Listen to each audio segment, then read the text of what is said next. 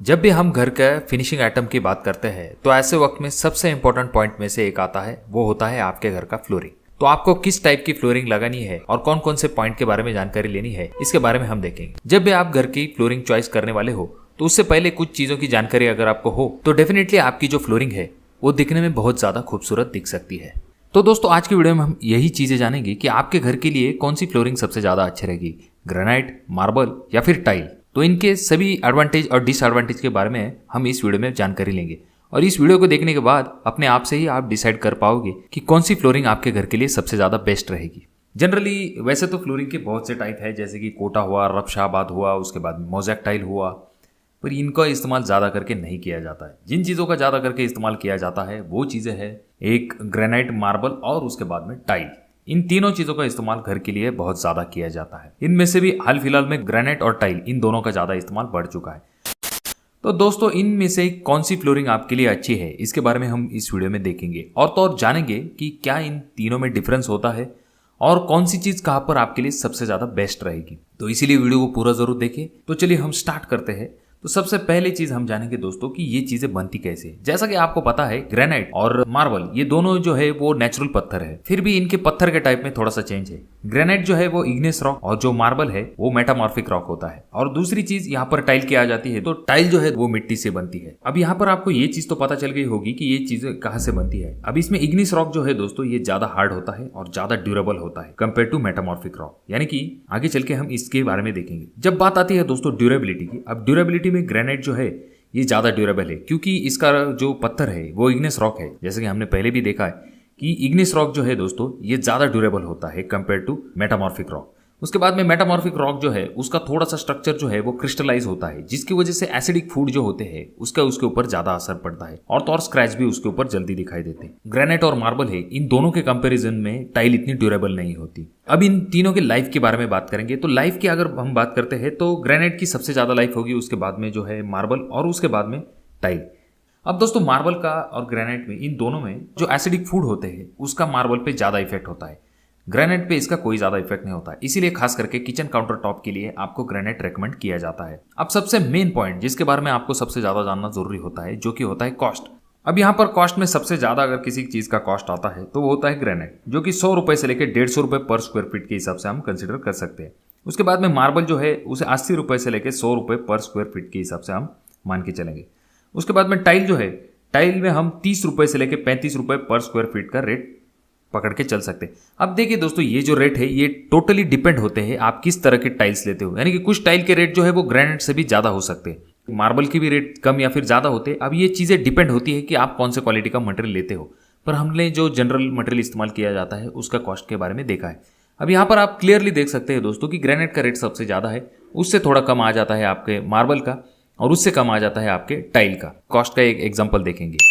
अगर 1000 square feet की आपको फ्लोरिंग बिठानी है तो ऐसे वक्त अगर आपका ग्रेनाइट 150 रुपए स्क्वायर फीट का है तो ऐसे वक्त में आपको खर्च आ जाता है 1.5 लाख रुपए तक। और वहीं पर अगर आपको 35 रुपए स्क्वायर फीट वाली अगर टाइल बिठाएंगे आप 1000 स्क्वायर फीट के लिए तो आपको खर्च आएगा 35,000 रुपए तक। तो देखा दोस्तों आपने, खर्च लगभग 1 लाख रुपए से ज्यादा आ जाता है आपको ग्रेनाइट में। तो इसीलिए कॉस्ट का जो डिफरेंस है वो बहुत ज्यादा बड़ा है, तो ये चीज हो जाती है। उसके बाद में जो लेबर कॉस्ट है दोस्तों, ये लेबर कॉस्ट मार्बल और ग्रेनाइट जो है इन दोनों का ज्यादा होता है कंपेयर टू टाइल।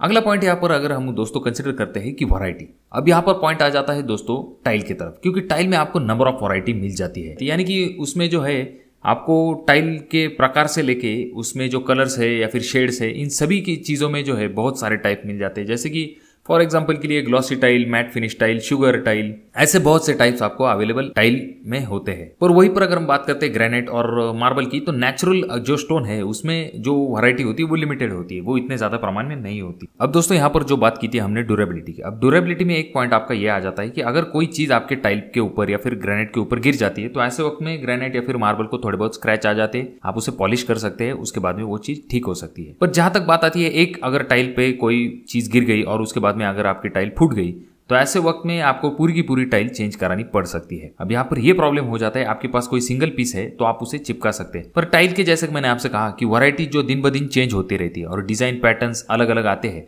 इस वजह से आपने जो अपने घर के लिए टाइल बिठा के रखी है वो टाइल मार्केट में मिलना बहुत ज्यादा मुश्किल हो सकता है।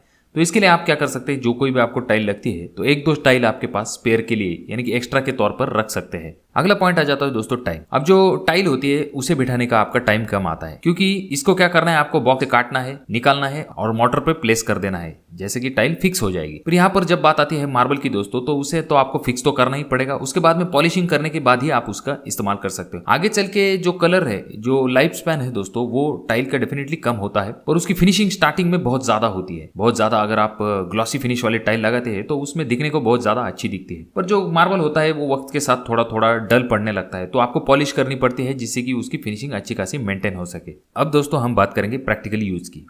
अब देखिए दोस्तों, सबसे ज्यादा किसी चीज का इस्तेमाल किया जाता है फ्लोरिंग के लिए, तो वो किया जाता है आपके टाइल का, क्योंकि इसको वर्क कम लगता है, उसके बाद में जो कॉस्ट है वो भी कम लगता है, और इसकी वैरायटी बहुत ज्यादा अवेलेबल होने की वजह से टाइल का बहुत ज्यादा इस्तेमाल किया जाता है, और ये जनरल सभी घरों में होता है।